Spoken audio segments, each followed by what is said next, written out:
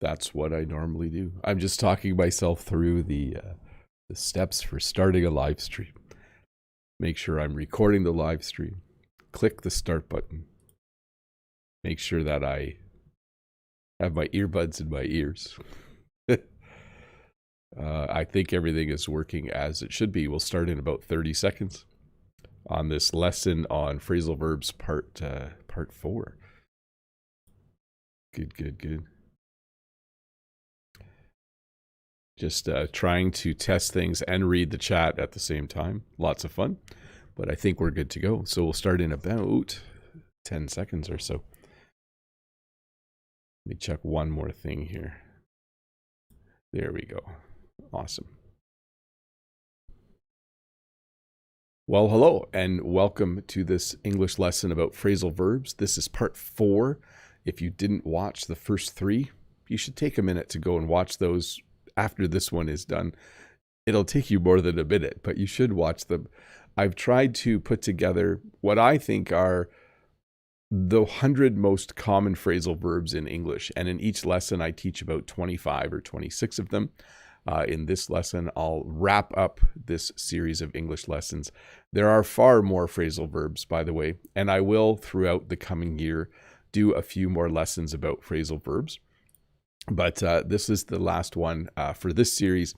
I think you will enjoy it. There's a few in here that they're going to be hard to explain because they involve a couple actually have, I think one has an animal name in it. Yeah, and one refers to, well, you'll see when we get there. You'll have to wait to see the slides as they come up.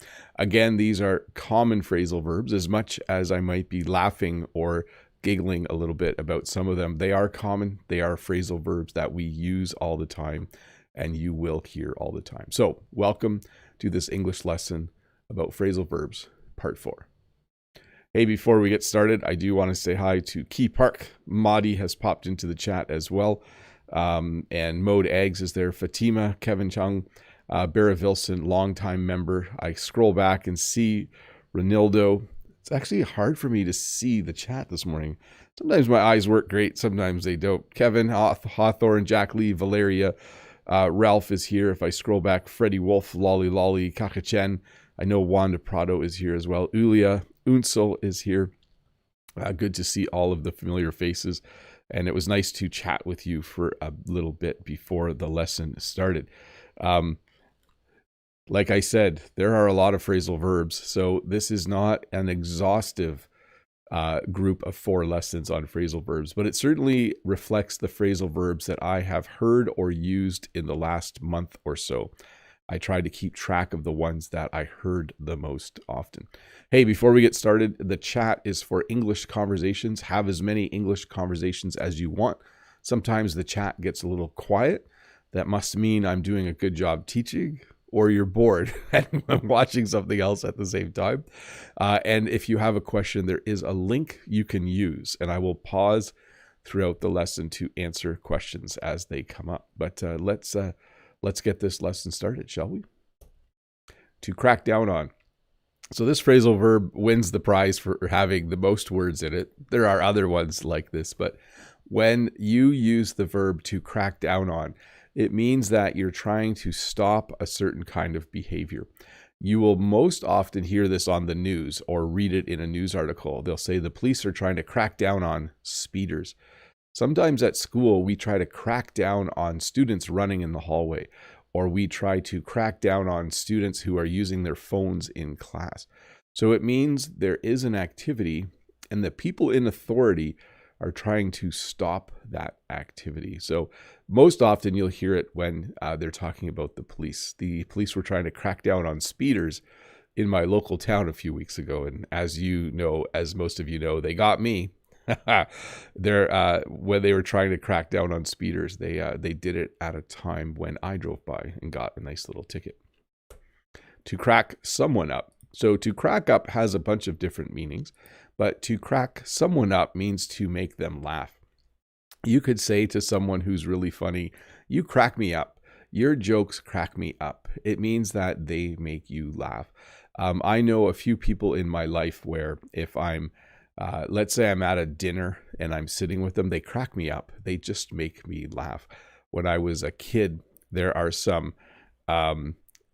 a couple cousins I have that if we went to a family wedding, if I was at their table, they would crack me up.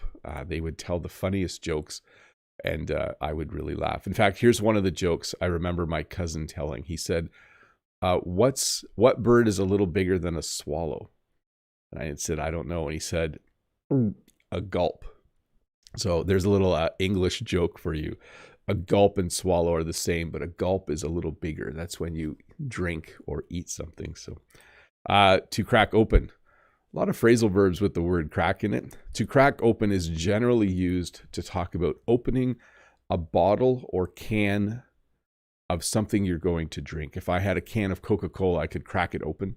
I could say, oh, my friend came over last night and we cracked open a couple cans of beer.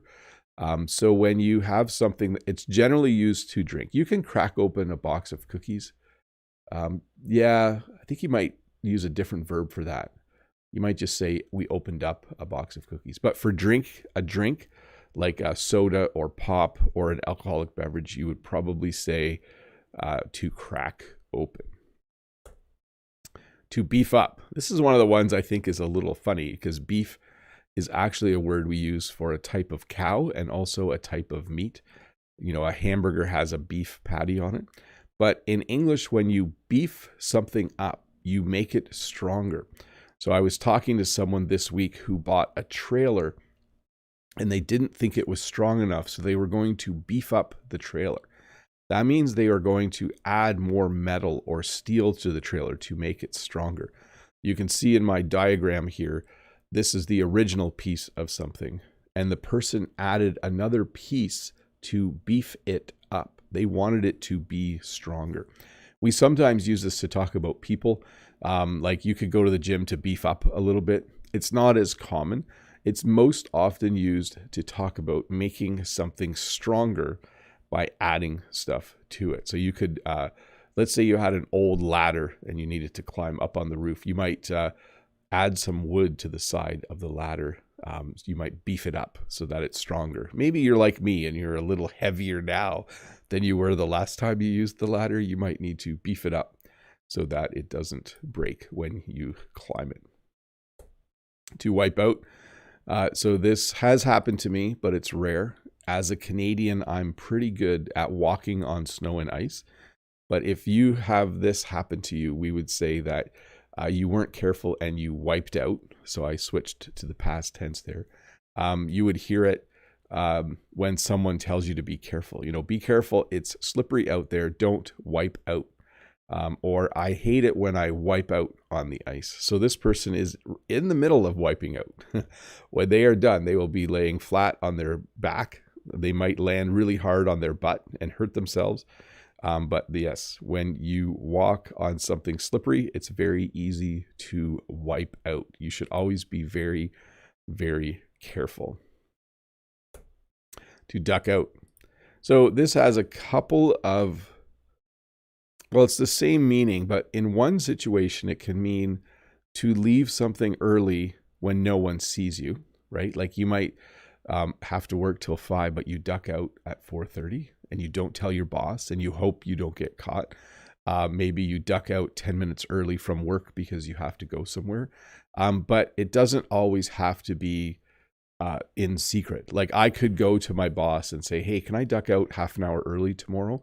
I have to pick one of my kids up from skating or something like that. So it can mean to sneak out of work. Like, oh, he always ducks out of work 10 minutes early. It's annoying. Or you could say, yeah, the boss said I could duck out a few minutes early tomorrow because I have to go do something.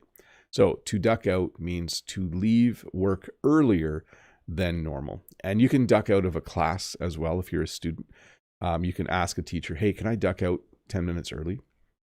So by the way, this is another one that makes me smile because whenever someone says they're going to duck out, I always think quack, quack, which that's the sound that a duck makes in England, eat. So at Christmas, I go to Jen's to eat. So at Christmas, I go to Jen's parents for Christmas dinner and I pig out. I literally eat more food than I should. I eat too much food. So you can see this man here, he has 2 plates of food. I think he's going to pig out. Either he's getting a plate of food for someone else, or he's going to pig out and eat both plates of food. So again, to pig out simply means to eat more food than you should, usually around the holiday season. You know, when you are meeting family and having large meals, you are highly likely to pig out in those situations. To miss out. So this one might take me a bit to explain.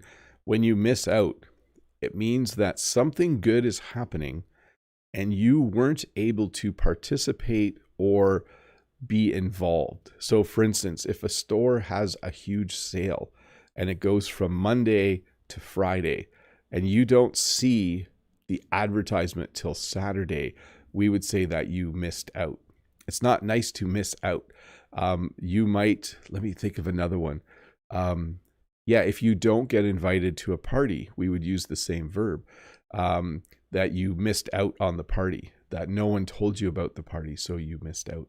It's not fun to miss out on things, especially a really good sale. There was a flyer this week that had a tool set for sale, but it was 70% off, and I need a new set of tools like wrenches and stuff. But I was too late. I missed out.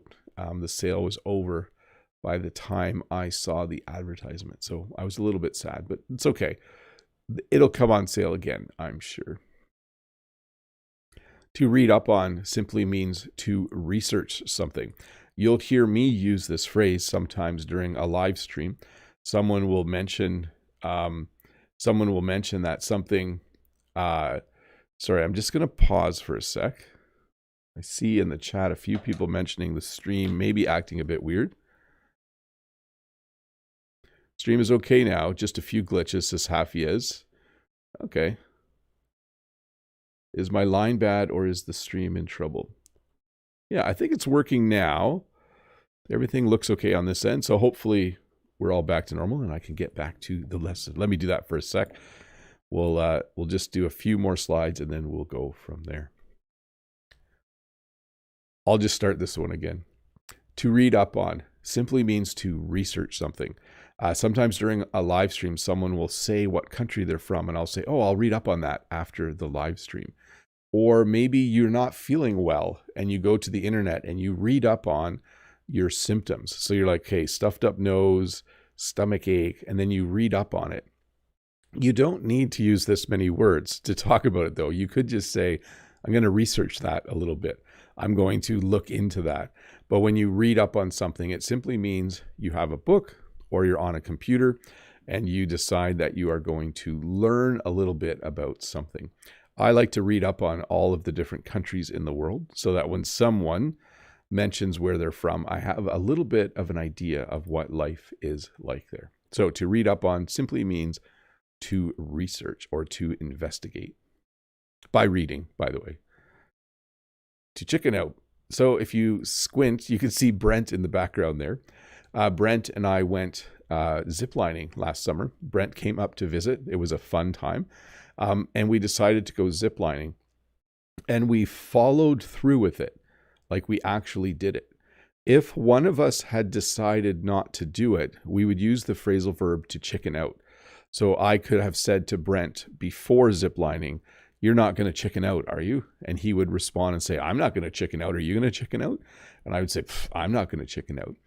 So to chicken out means it means you're going to do something and you decide not to because you're a little bit afraid, because you're scared.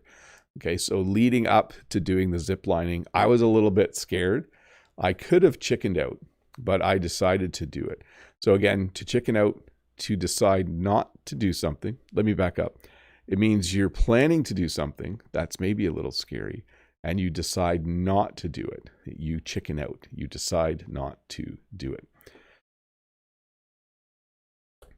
To hand in. So a few weeks ago, I did the phrasal verb to hand out. Teachers will hand out stuff to their class. Today, when I go to school, I will hand out papers to my students.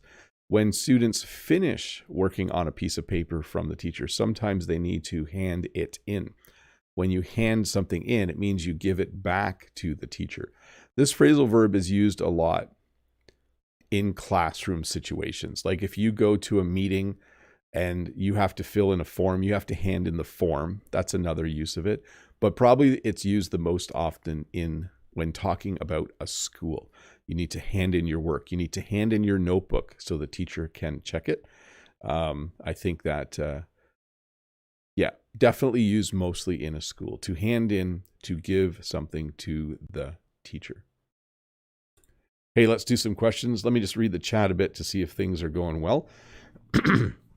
Svetlana says, what a great community, a whole bunch of English learners from all over the world. Yeah, it is a cool community. And they just come out and they just talk and have fun. Sometimes they don't pay attention, but in this situation, I don't care as a teacher. Let's see. Mode says, yeah, those handles have made it harder to read the usernames in the comment section. Definitely. But hey, at least now we can easily know when someone tries to impersonate Bob's account. Yeah, that's one thing that YouTube changed that's kind of annoying, is the names in the comments used to be actual names, but now they're like this. Sometimes I have trouble figuring out the first name of the person. So anyways, enough of this. Let's get to the questions. From Alyssa in English, Alice. My compliments, Bob. May I dare you to illustrate the meaning of the following utterance? I've given up on the whole institution. Thank you very much in advance. When you give up on something, it means you no longer care about it. You no longer support it. Let's say you're in a group of people, or you're in a group that goes running every Saturday morning, and eventually only you show up. Everyone else has quit. You're going to give up on the whole thing. You're going to quit as well. So when you give up, it means you quit. In your sentence, I'm not sure what institution refers to, but perhaps your system of government isn't working and you're just like, I've given up on the whole institution. We need to change how things are done. Judith says, hi, Bob. Is prim restraint a phrasal verb or not? I have not heard that verb before. So it might be British, but I have not heard it. What is its meaning? I don't know. Great. Next week, we have a new topic. Yes, we'll be done phrasal verbs next week. And we'll move on to something else. And then I'll do a phrasal verb lesson let's say every 2 months or so. Like I'll do another 3 or 4 throughout the year. Vera says, hi, Bob. Could you please explain the difference between ever and ever since? So if I said, have you ever gone ziplining? It means, have you done it in the past? Okay. And you could say, oh, I've never gone ziplining. So you use never to say that you have never done it.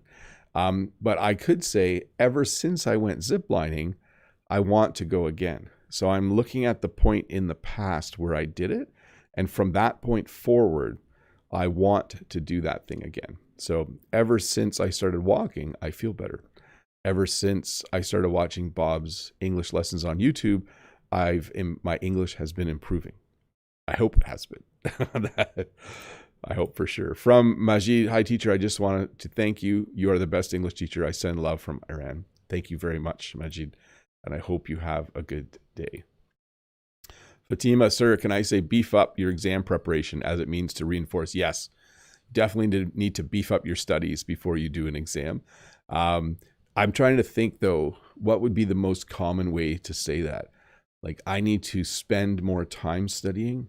I need to do more exam prep. Like that would be I need to prep more. That would be, preparation can be shortened to the verb to prep. Like I need to prep more. It's an informal way of saying it.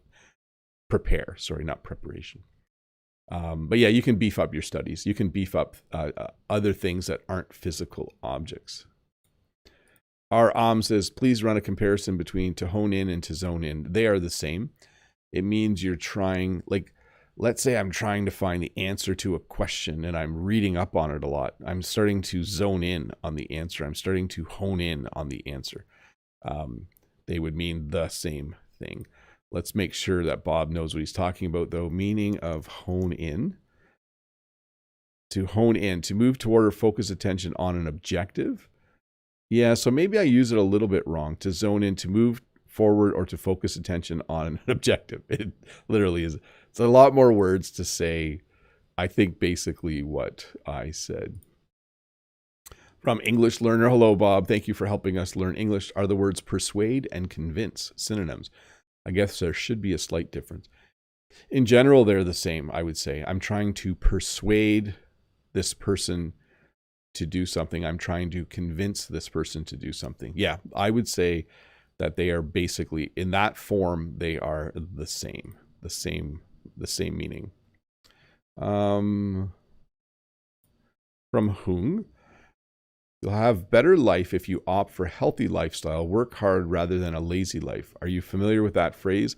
What situations you like to use it most?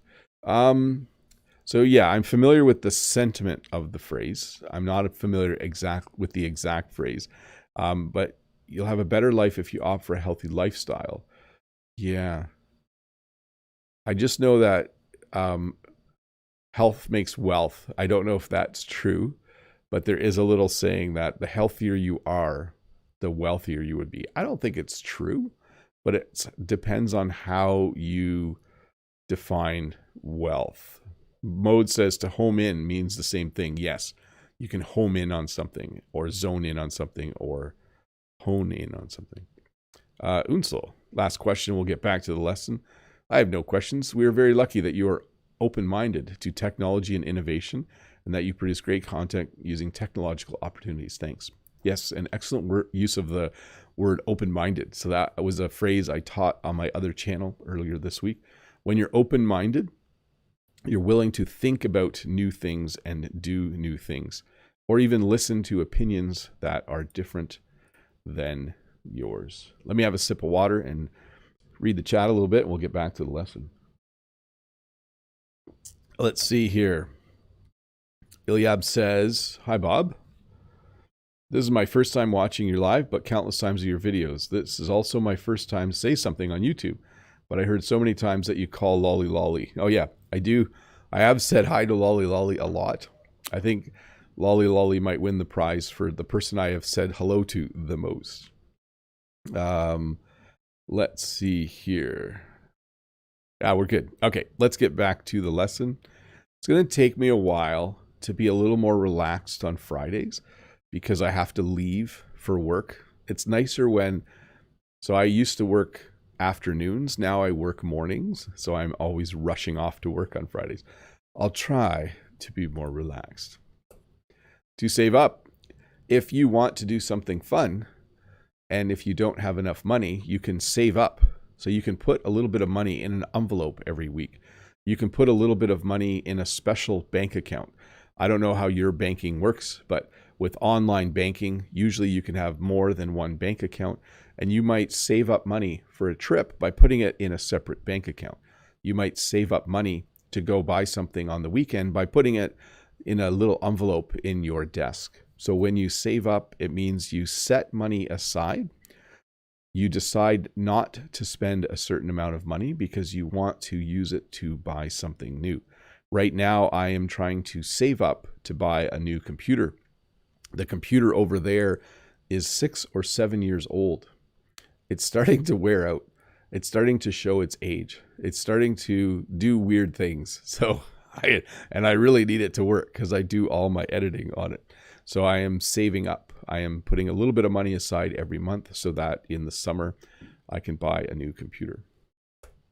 To drop out, when you go to school, sometimes people leave and they don't come back. And we would say that they have decided to drop out. In Ontario, you have to go to school until a certain age, but after that you can drop out. It's not good. You should always finish high school. By the way, I don't know the exact age. I think around age 15 or 16, you can drop out. But students are strongly encouraged to stay in high school till grade 12. It's not good to drop out. People drop out of university and college much more often. I know my son who went to university said that after the first year, a lot of people decided to drop out of his program. They decided it was too hard, and so they were going to drop out. So to drop out means to quit school. You can also drop out of a race. Like if you're running a race and you decide it's too hard, you can stop running, and we would say, oh, he was tired, so he decided to drop out of the race. Let me just check something for a sec.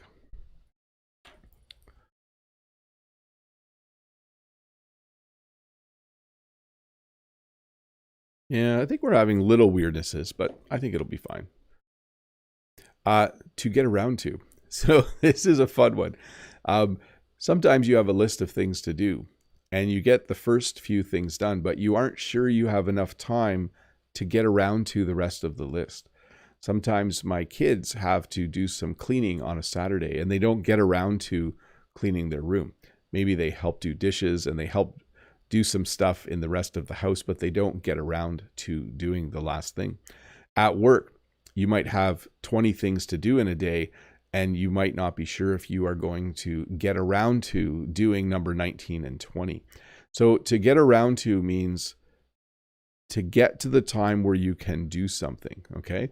If someone said to me, when are you going to go to work today? I would say, oh, I'm going to get around to going to work around 8:30 today. I'm going to leave for work. That will be the next thing on my list. Or I could say, I'm going to go to work, but I don't know if I'm going to get around to fixing the gate in our backyard today. So you can use it to talk about something you will be able to do, something you will get around to doing, or something you won't be able to do, like you're not going to get around to doing it. So let me just give a simple couple sentences again. On this list, the person might get around to finishing homework, but they might not. They already got around to cleaning their room and getting dressed, but they might not get around to doing their homework. We'll see. It's a cool little chart. I should get one of these for my kids, I think. That would be fun. To ask out. So you see this gentleman here. He has some flowers. I don't think the girl is responding in a positive way, but he is definitely asking her out. When you ask someone out, it is a romantic phrasal verb. It means you are interested in the person, you are attracted to them, and you want to go on a date with them. So you ask them out. I'm trying to think if we use this in a non-romantic way. Yeah, definitely it has, to me, that is the meaning of this verb. Did you know that Joe asked Kim out? Did you know that Jim is going to ask Francine out? So it definitely means that they are interested. And by the way, girls can ask guys out as well. Maybe at school, there's a guy you like, you can ask that guy out if you want. So when two people are interested in each other romantically, well, hopefully they're both interested in each other. One might ask out the other person to see if they want to go on a date. To go over. This simply means to check something to make sure it's right. If you fill out a form, if you go to renew your driver's license and you fill out a form, you want to go over the form after you fill it out. When a student writes a test, when they're done writing the test, I always tell them to go over the test one more time to check to make sure their answers are correct. So you should always go over any kind of important document at least once to make sure that you have done it correctly. So to go over simply means to check something to make sure it is correct. I'm trying to think. It doesn't just have to be paper. Like before you drive a car in a race, you might want to go over the car to make sure everything's in the right spot. But it definitely means to check something to make sure it is correct. To try out for. So if you are someone who likes to play sports, you have done this before. You have decided at some point in your past to try out for a team. At our school, we have basketball teams and volleyball teams and badminton teams, and students need to sign up for the tryout, and then they need to try out for the team. So there's a couple verbs in there. So there's a piece of paper and they sign up for the tryout. Signing up doesn't mean you're on the team. And then they go to a tryout, the noun version, and they go to try out for the team. Maybe you were really smart in school. Maybe you're in school now, and there is some sort of, I'm trying to think, like chess club. You might have to try out for chess club. You have to go and play some games to show how good you are at it. So when you try out for something, it means you want to be on a team and you go and show your skills, hoping that you will make the team. To warm up. So before you do something athletic, it's always good to warm up. Now, there was some controversy last time I talked about warming up. I said you might do a little bit of running and some stretching. And some people feel like you should stretch, like these guys are stretching a bit before you do something athletic. Some people feel like you should stretch afterwards, and maybe we'll hear that in the comments below. But definitely, I would say that these guys have decided to warm up before playing a game. They're stretching out. Maybe they'll do some light running or some walking. Maybe they'll kick the ball around a little bit to warm up, to get ready to play their game. And then on the opposite side, we have to cool down. So you can see this guy, I think in this picture, he has finished running a race. And now he's going to walk for a little bit to just cool down.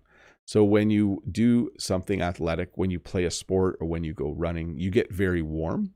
And then when you're done, you don't want to just sit down. That's not good for your body. You want to just walk for a bit or stay on your feet or maybe do some stretching afterwards to cool down, to relax, and to slowly come to a point where you're not, like, when I go for a walk, I don't come in the house and sit down right away. When I was running last summer, I don't stop running and just sit. I would still walk for another kilometer or so after I ran, just to cool down a little bit. To join in. So this is kind of fun. I see that the parents have decided to join in.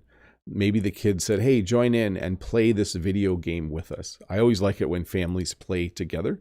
So I'm imagining the parents are losing the game right now. Whenever I play video games with my kids, when I join in, I definitely don't do as well as I would have hoped. But to join in means to do something with other people. When you, let's say you saw two people at the park playing basketball, they might ask you to join in. They might say, hey, you want to play? Why don't you join us? Join in, let's play some basketball. All right, let's do some members only chat here. Let me get that fired up. Let me find the place I have to click for that. It's around here somewhere. Here we go. If you're wondering what this means, we're switching to members only chat mode. That means that if you are a member, you can ask questions directly in the chat. We're only going to do this for about 10 minutes. So if you aren't a member, don't leave. You can listen. And in about 10 minutes, we will go back to the lesson. So once again, thank you to members for being members. You guys are awesome. You are helping me as I save up for a new computer. Everything, every little bit helps. So thank you for doing that. RM says, can you use ask someone out when you want to have a short chat, maybe a rebuke in private? You don't want the public to witness it. So I would use the verb to come out. Like I might say to a student, can you come out in the hall for a sec? I just want to ask you to come out in the hall. Like I wouldn't say the teacher asked. No, I wouldn't use ask out. I would use the teacher asked them to go to the hallway, or the teacher asked them to come out. Or can I ask you to come out here for a sec so I can talk to you quietly? That's how I would say it. From Etienne, hi Bob, what is the difference between cool down and cool off? So cool down means to do something slowly after physical activity, or to literally stand in front of a fan so that you aren't as hot, right? Like you need to cool down, and then cool off would be the same. But I wouldn't use cool off after an athletic activity. So let me back up. When you cool down after doing a workout, it means you do some lighter activity as your body stops performing at that high level. But you could also stand in front of a fan to cool down or to cool off. So there we go. That's how I would define that. From the chat, Olivia says, do something with other people to join in. Correct. Great notes. Lolly says, hello. Key Park says 292 persons are joining in this live stream, live lesson. Yes, they've decided to join in. very cool. Good use of the verb. And if you're one of those 280 people, don't forget to click the subscribe button. It's fun. Fun things happen if you click that. Selena says, hi, Mr. Bob. I love all of your lessons. Your lessons are very groovy. Thank you very much. Ralph said, hi, Bob. Referring to the movie Back to the Future Part 2, don't be a chicken McFly is related to chicken out. Yes. So you can call someone a chicken if they are afraid of doing something. So like you could say, hey, don't chicken out, or don't be a chicken. They would mean the same thing. Olivia's waving to Lolly. Very cool. Wanda says, hi, Teacher Bob. To wipe out is the same as to slip. Thanks a lot. Sort of. So if you slip, it doesn't necessarily mean that you fall. But if you wipe out, it means you slip and you fall. So you can slip and not fall over. You can slip and fall, or you can wipe out. So notice I added to slip and fall. We do use those two together quite a bit. Be careful out there. You might slip and fall. Be careful. You might wipe out. But when I say slip, it may or may not mean that you landed on your butt. So there you go. Mode says, hey, Mr. Bob, when you want to measure the weight of something, but you can't put it on the scale directly, so you put a plate or container on the scale first and then press a button to zero the scale out. Yes, that is true. Let me read that again. When you want to measure the weight of something, but you can't put it on the scale directly, so you put a plate or container on the scale first and then press the button to zero the scale out. Yeah, when you zero something out, you make it like you're calibrating it, okay? My scale is digital, so I don't have to do that. But the scale before had a little knob, so you could zero it out before you used it. And then Mode says, did I use the right phrasal verb there? Yes. And are there other ways to say the same thing? I guess to tear is too technical. Yeah, we would probably say to calibrate. Like you need to calibrate the scale before you use it. Hafiez, dynamic stretching before a workout and static stretching after the workout.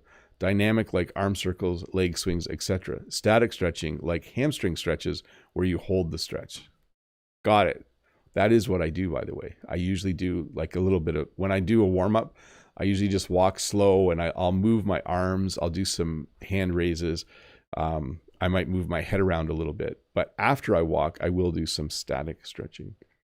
Cahoon says, hi, Bob. You mind to know the ACCA qualification recognized in Canada for accounting jobs?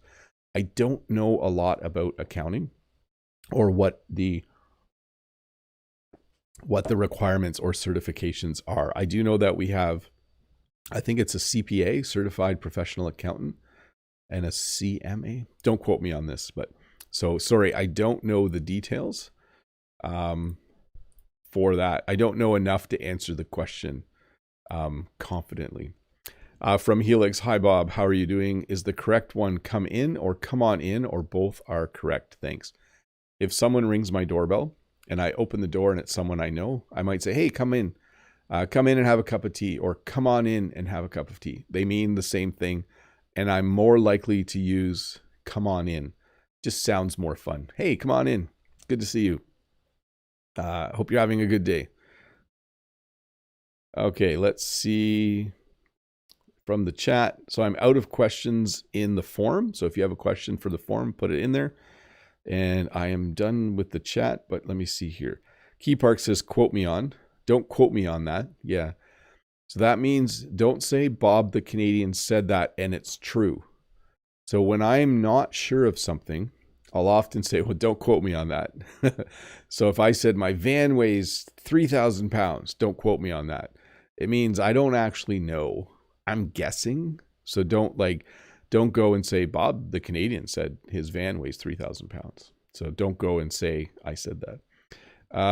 Let's see here. Mode says, yeah, I've heard the same thing to Hafiez about stretching. I'll have to keep that in mind. Lolly says, Bob, could you tell me some synonyms of figure out? I'm always fighting with the meaning of figure out. So in the lesson where I talked about to find out and to figure out always means that you're solving something. Okay. So when you figure something out, you have some information and you have to use that, to figure out more information. Let's say you have a recipe to make one loaf of bread, and you want to make 2 loaves of breads, you would need to figure out how to double the recipe. You would need to do some math. So to me, to figure out always involves there's kind of a puzzle or an equation or something that you need to think about. So hopefully that helped a little bit. Freddie Wolf says, I threw away my scale. It lied to me each time. It was not truthful. Yeah, you got to be careful with scales. They say a better measure is your belt. So if you suddenly need to start using the next hole in your belt, that's a better indication. And if you suddenly can go one belt hole smaller, that means you're doing well, I would say. Afia says, I usually say calibrate weight to 0 for your question mode or calibrate the weight to 0. Yeah, we would use calibrate. That's whenever you're talking about weights and measures and you want something to be accurate, you usually calibrate it first. Hafia says, sorry, I meant calibrate scale to 0 for my second part. Haha. What did you say on the second part? Calibrate the weight. Yeah, either's fine. Mode says, come in. Sounds a bit more imperative, and come on in is more welcoming. Am I hearing the right tone here? Don't know. It's just me. Yes. So come in can sound like a command, right? Like come in, like come in here. So even you can hear my tone. But if I say, come on in, you can only say that in a friendly way. Come on in. Come on in. So you can say come in a friendly way or mean way or stern way or direct way as a command. But come on in is always going to be happier. Lolly says, un grand merci, Barb. J'ai compris. Pas de problème. Mode says, that sounds like a you problem to Freddie Wolf. But yeah, possibly. Hey, let me turn off members only chat and we're going to get back to the lesson. Give me a moment here to do that.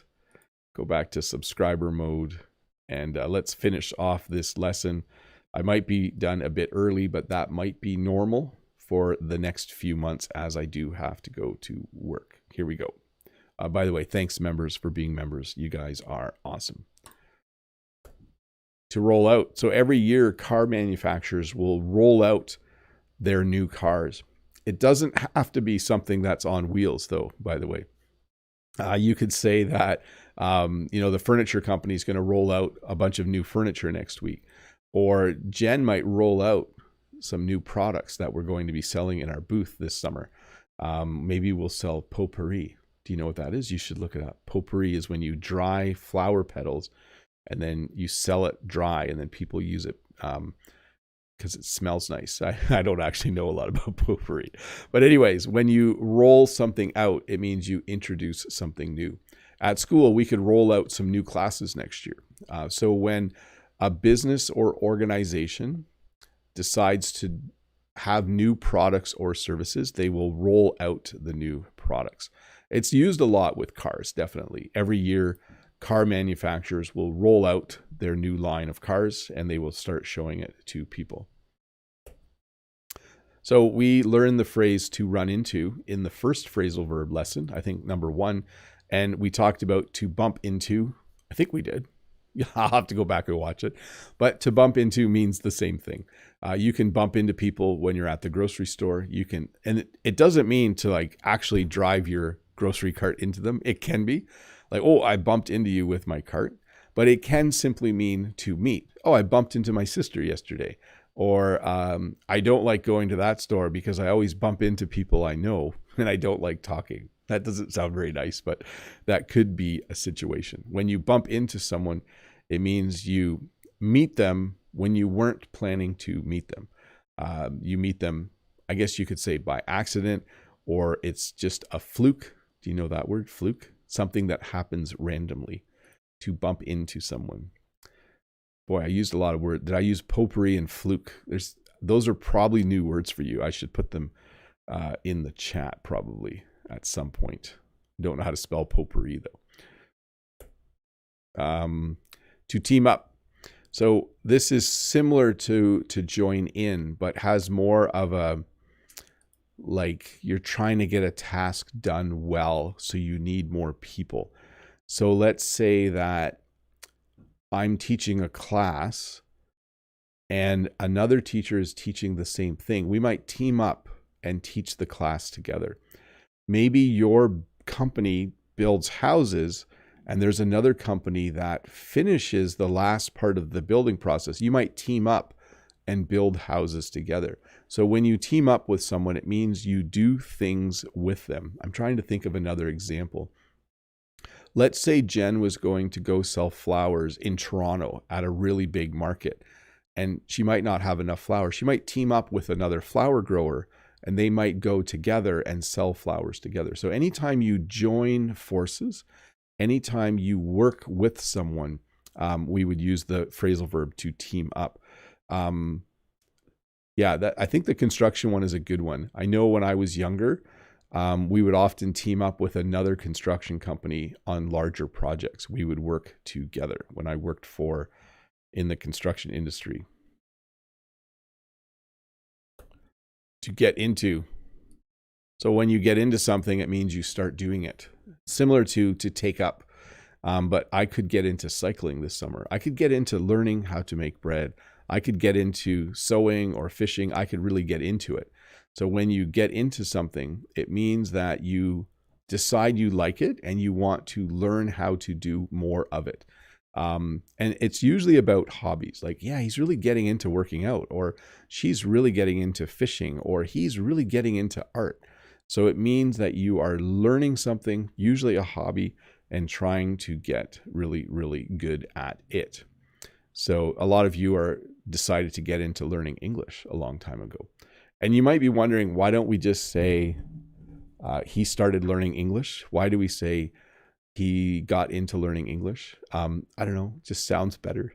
It's like come on in versus come in. Sometimes it just sounds better to say it one way over the other. To grow out of. So when I was younger, sorry, I didn't bite my nails. I shouldn't give away information. When I was younger, I knew someone. When I was a kid, I knew someone who bit their nails a lot, but eventually they were able to grow out of it.